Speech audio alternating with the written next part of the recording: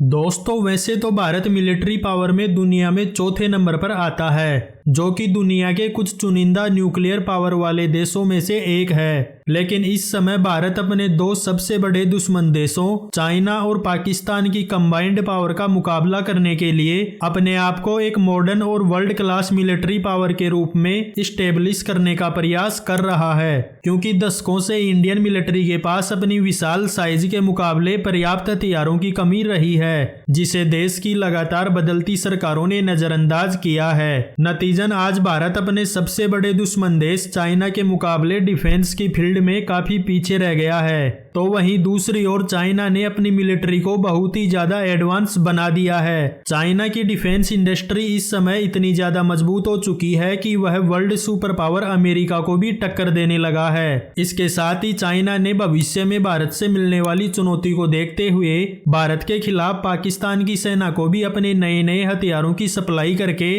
पहले से कहीं ज्यादा मजबूत बना दिया है। एक समय था जब भारत केवल पाकिस्तान की तरफ से होने वाले खतरों का सामना करने के लिए ही अपनी सैन्य तैयारी पर जोर दे रहा था, लेकिन बीते कुछ सालों में भारतीय सीमा पर चाइनीज अग्रेशन को देखते हुए भारत को अब यह समझ आ चुका है कि देश की सुरक्षा को नेगलेक्ट करने की भारी कीमत उसे अगले कुछ सालों में ही चुकानी पड़ सकती है। इसीलिए बीते कुछ सालों में भारतीय सरकार ने इंडियन मिलिट्री में कई सकारात्मक बदलाव किए हैं। भारत ने अपनी लाखों की फौज के लिए अरबों डॉलर्स के हथियार तो खरीदे ही हैं, पर साथ ही रसिया यूक्रेन वॉर और इजराइल हमास जंग को देखते हुए भारत यह भी समझ चुका है कि एक लंबी जंग के दौरान हथियारों की कमी को केवल दूसरे देशों से खरीदकर पूरा नहीं किया जा सकता, बल्कि सेना को लगातार हथियारों की पूर्ति करने के लिए आत्मनिर्भर होना बेहद जरूरी है। और इसी के मद्देनजर भारत सरकार ने अपने ही देश की डिफेंस इंडस्ट्री को मजबूत करने के लिए कई पॉलिसीज को लागू किया है, जिसके रिजल्ट अब दिखाई भी देने लगे हैं। मेड इन इंडिया वेपन्स की बढ़ती संख्या और इंडियन मिलिट्री में उनकी बढ़ती डिमांड को देखते हुए ऐसा लगता है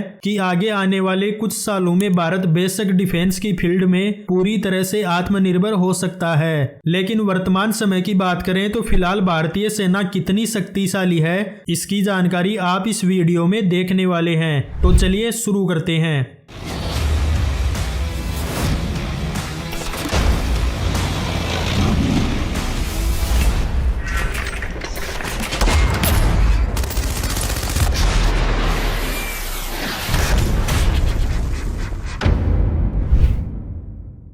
भारत की करंट नॉमिनल जीडीपी 3.7 ट्रिलियन से भी ज्यादा आंकी जा रही है, जिनमें से भारत ने साल 2023-24 के लिए अपने डिफेंस बजट को $74 बिलियन का रखा है। इंडियन मिलिट्री की तीनों ही ब्रांचों में 14.5 लाख से भी ज्यादा एक्टिव सोल्जर्स हैं। साथ ही भारत एक न्यूक्लियर पावर कंट्री है जिसके पास 165 से भी ज्यादा न्यूक्लियर बॉम्ब है। जमीनी पावर की बात करें तो इंडियन आर्मी के पास फिलहाल 4700 से भी ज्यादा बैटल टैंक्स मौजूद हैं। साथ ही 1 लाख से भी ज्यादा बुलेट प्रूफ गाड़ियां इंडियन आर्मी ऑपरेट करती है, जिनकी संख्या आगे और भी ज्यादा बढ़ने वाली है। इसके साथ ही 3300 से भी ज्यादा आर्टिलरी यूनिट्स इंडियन आर्मी में एक्टिव हैं। मल्टीपल रॉकेट लॉन्चर्स की 1100 से भी ज्यादा यूनिट्स इंडियन आर्मी के पास मौजूद हैं। साथ ही दुश्मन के हवाई हमले का सामना करने के लिए एयर डिफेंस के फील्ड में भी इंडियन मिलिट्री काफी एडवांस हो चुकी है, जिसमें भारत का सबसे ज्यादा घातक हथियार काली को माना जाता है।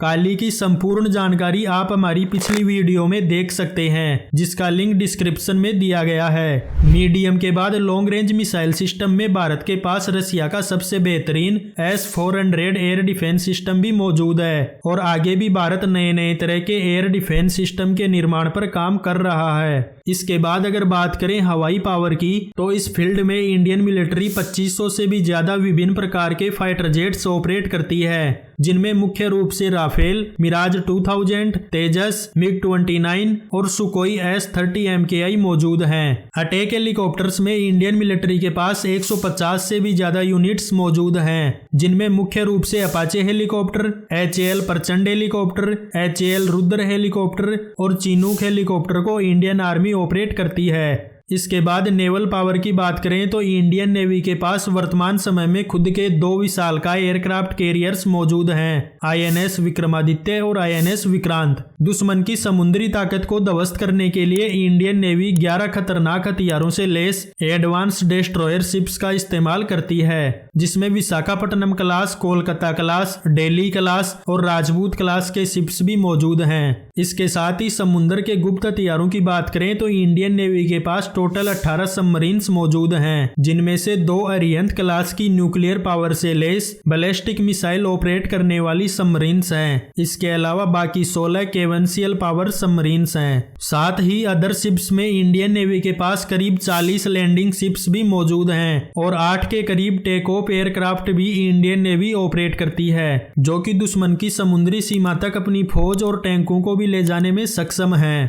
तो दोस्तों, ये थी वर्तमान समय में इंडियन मिलिट्री की करंट फायर पावर। आगे आप किस टॉपिक पर वीडियो देखना चाहते हैं, अपनी रिक्वेस्ट कमेंट बॉक्स में जरूर बताएं।